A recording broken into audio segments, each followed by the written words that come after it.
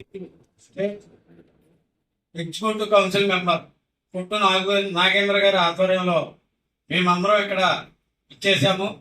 ఈ సందర్భంగా ముస్లిం సోదరీమణులకు అలాగే పిల్లలకు అందరికీ మా యొక్క రంజాన్ శుభాకాంక్షలు తెలియజేస్తూ, మరి దాదాపు 15 రోజులు పూర్తవుతుంది.